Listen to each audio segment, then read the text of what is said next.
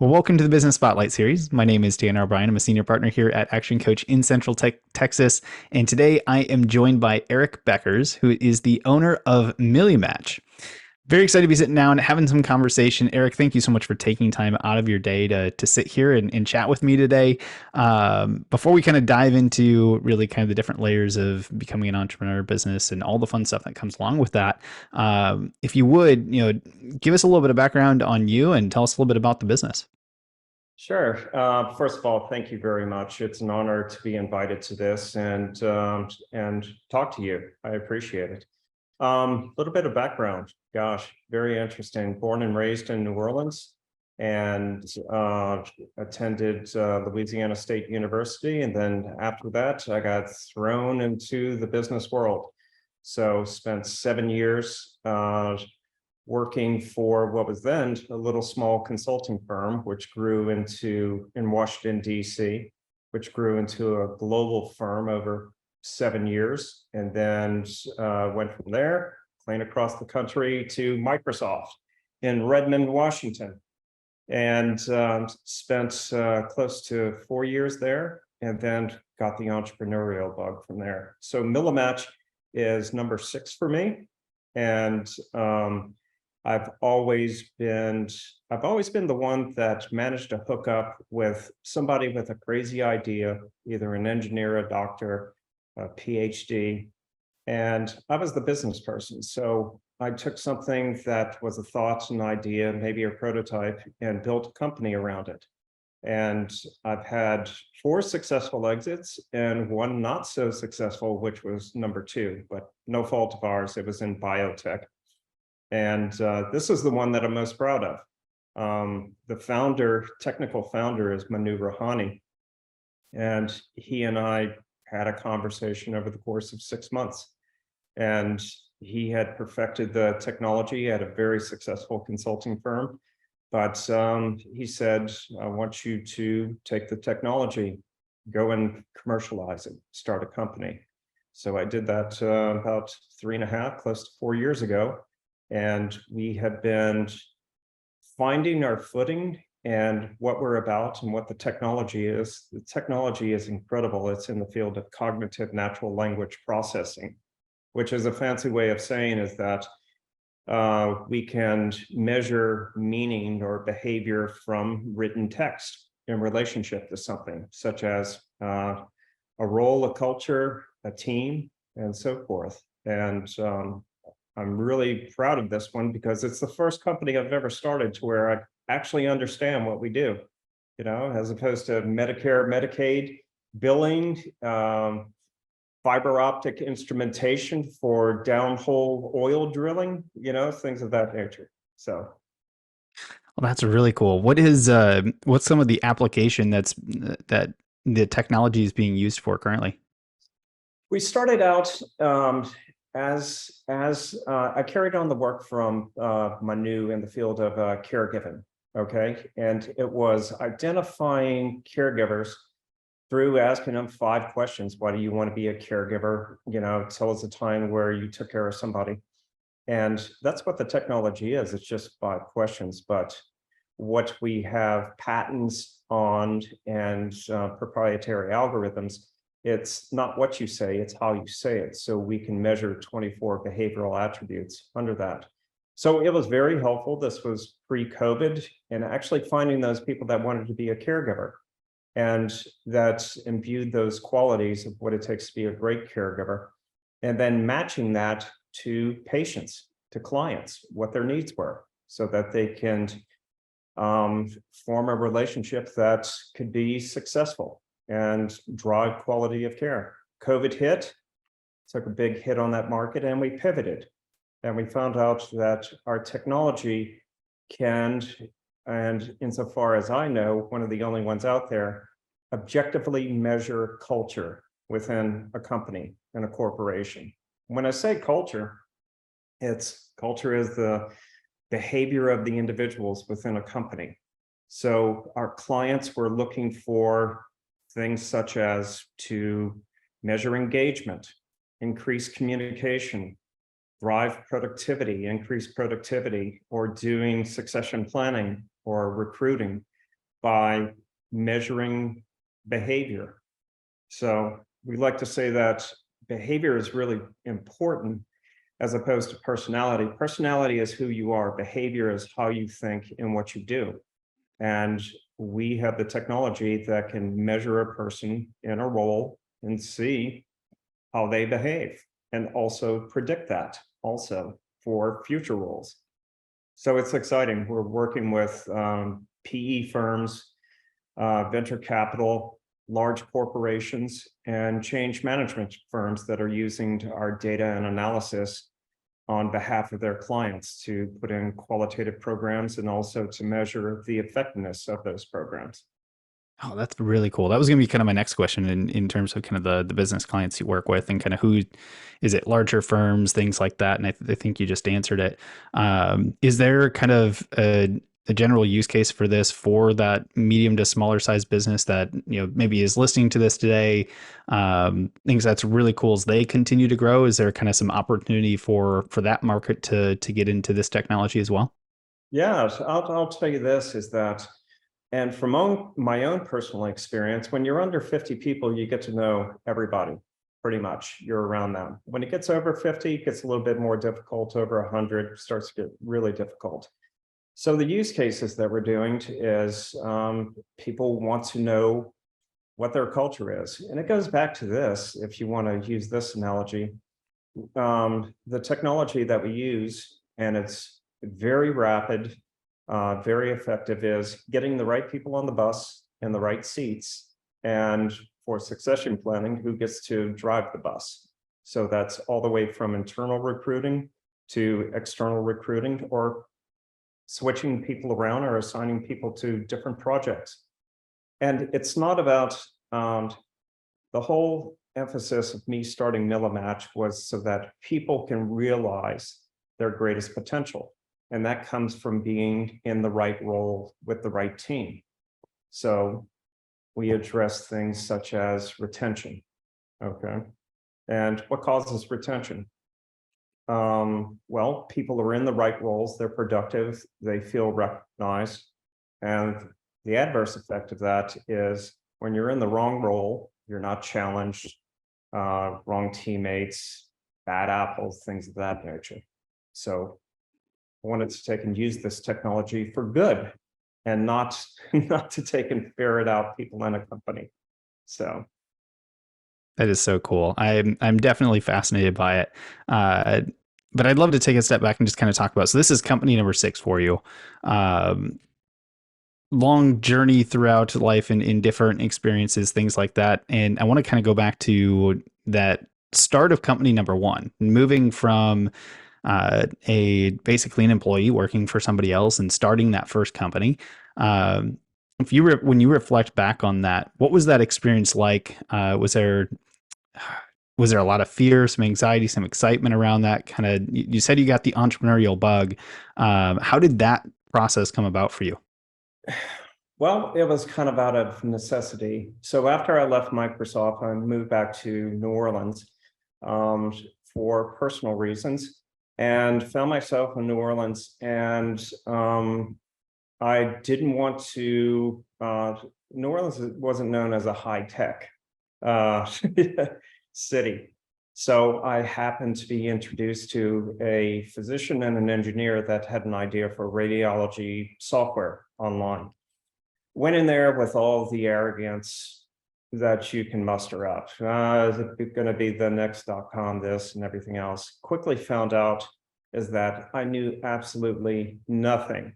Okay. And it wasn't a matter of pro formas and models leading to success. It's whether you had the grit to muscle through things, because anything that could go wrong would go wrong. And I can't tell you how many nights, and I was one of the co-founders and the chief operating officer. I can't tell you how many nights I went to sleep prior to funding and going, we have a payroll in 2 days. I have no idea how we're going to make that. and then you would think that after funding, which we did get funded, this was back in 1999, I thought all my problems are solved. No, they just started because you had to put that money to work. And when you're dealing with human beings, it's just like software. They're not perfect. They surprise you all the time, and you tend to scratch your head quite a bit. So people moving in, people moving out, clients and everything else. So the more I got involved, the more successful that we got, the more I realized I don't know anything. This is just by sheer will and tenacity. I mean, so Oh, isn't that just a fun journey? Which actually, I love asking kind of the question of like, as you look back on your entire journey in entrepreneurship so far, um, what do you believe is the like biggest thing that you had to learn as an entrepreneur, as a business person, along this journey? What was like the biggest piece that you had to either grow into or you had to learn along the way? identification and utilization of assets.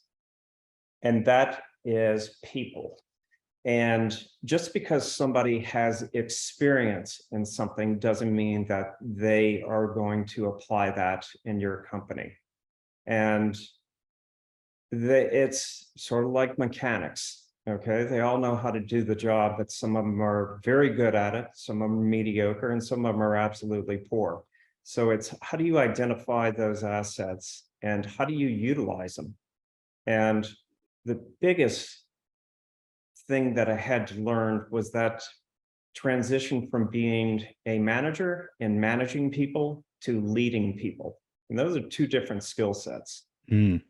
So you can't pay anybody enough money to sit there and they will allow you to tell you what to do and micromanage them and everything else. People want to be recognized. They want to contribute. That comes from being a leader, not a manager. Managers are important, but if you're at the head of a company, you better be a leader. Such a powerful lesson. And I don't know if it's just not taught as much as it should be, but there's definitely that different skill set between management and leadership, and both are important. And yeah, people come to work for leaders at the end of the day, but there's some management that also needs to take place. So I absolutely love that you bring that up. As you look back over 6 companies now, 4 successful exits.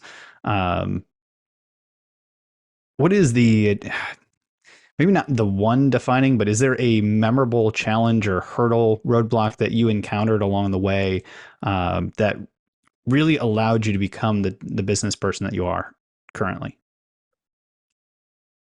Boy, there are several. And that is finding out or just having the sheer will and to push through when there's just insurmountable odds against you. So one company, and we pulled out of it, we were facing the loss of one of our largest clients that contributed 60% of our revenue. And at the same time, we had a bank that just decided they would like to call the loans, call the notes all at the same time. And if that wasn't enough, we had board members that said we had a revolt among the board members. And I had all 3 of those things going on at one time. Any normal person would just lose their mind. I was surrounded by great people. And we said, look, we don't know how, we don't have it figured out. We're going to push through this and we're going to take it one piece at a time. So let's start with the biggest one. Who is it that is going to be the most difficult? The bank. Great. Let's start with that. And then the clients. And we had to go through difficult things like a reduction in force and because of the loss of that client. So it was everything. And just when you would solve one thing, something else would pop up. And if you Mm. didn't have that sheer will and that grit, you would have just given up. But and at times I wanted to give up, but I had people around me that said, no, we're going to push forward. And when they were to the point to where they wanted to give up, I said, no, we're going to push forward. So no matter how much money you have in your account, uh, unlimited investors, unlimited clients, you will come across and you will encounter problems. That could be the defining breaking moment of you personally and to also professionally. So it's Mm. all about the attitude that you bring in there. And hey, what do we measure? We measure behavior. Okay. So it's your behavior that gets you through that. Mm. So powerful. And in like times of high stress like that, you mentioned having really great people around you that are helping keep that focus, keep that mindset, the behavior of continuing to move forward. Is there anything that you do personally, just to manage that type of stress, to just kind of overcome all the things that are thrown at you as an entrepreneur? What are some of the what are some of the keys to your success when it comes to managing stress or managing kind of difficult situations outside of just ensuring that you're around the right people and having that right environment? Um, it's very important to sometimes just to step back. Sometimes you're not gonna outthink it on the spot that day. So I retreat, not long. I'll spend time with my family. I'll go exercise or something like that. And through no power of my own, divine intervention, something will come to me, and it'll become clear. And it's usually something very simple. So it's just taking a step back and realizing that you can't control everything, but you can control certain things. And sometimes that little thing that you can control builds upon itself to solve the overall solution. Mm, I like that. Taking some time to pause and reflect. I think there's a lot of value in some of that. Um, I'll tell you so the one other thing is that the other thing is I'll go fishing, at the local lake or something. And I figure if I can catch something with a brain the size of a pea and outsmart it, then any other problem I can tackle. So I love that. That is, I don't think I've heard that one before. That is beautiful. it's the That's most so cool. frustrating sport on the face of the earth. Oh man. So I'm curious in business in general. I mean, just the fact that you've been, a part of, so many different companies, you've been, in different businesses, things like that. Um, what do you enjoy the most in business when you look at kind of the role that you've played, the different aspects of business? What do you enjoy the most? What do you get most excited about in kind of the process of building businesses? You know, I've been asked this several times, and it's a consistent answer each time. It's the building phase. And it's when you're surrounded by a half a dozen people, no resources. You have to do everything yourself. There's no throwing it over the transom to this division director or anything else, but you're all collaborating together. And that's when you feel most alive, and you're making things happen. And there are no meetings because you're collaborating every minute. And that is the fun part, the building part. The maintaining part for an entrepreneur, when you find yourself in more meetings and you don't know why you're in the meeting, that's when it becomes routine, less exciting. Things aren't the things are not fluid anymore. Now, when I say fluid, I love chaos. Okay, I love calm out of chaos and structure out of chaos. But when I find myself to where the company has grown, it's to a certain size. We now have an HR director. That's when I know the fun that got me excited. I still don't lose it, but you lose a little bit when you're scrapping and struggling every day. And every little bitty win is a monumental thing. And that's when you judge things on a daily basis. But when you get bigger, you start judging things on a quarterly basis when the financials come out. So it's Hmm. still fun. It's a different type of fun. It's like comparing Christmas when you were 5 compared to Christmas when you're 40.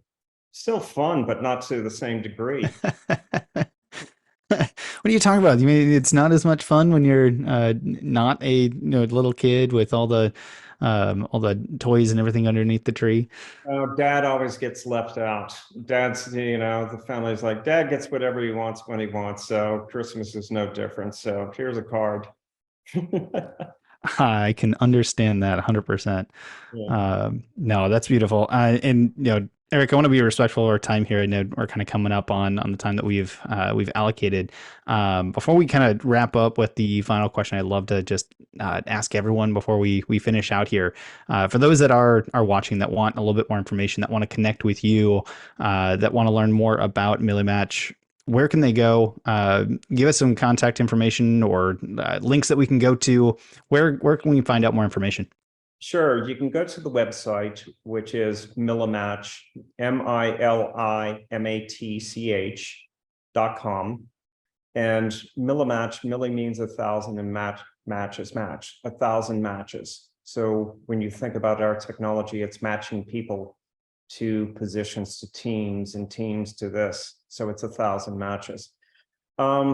Look, I'm a very involved founder and CEO, or you can reach out directly to me at Eric, ERIC, Becker, BECKER. It's Becker as in B as in boy, at milimatch.com.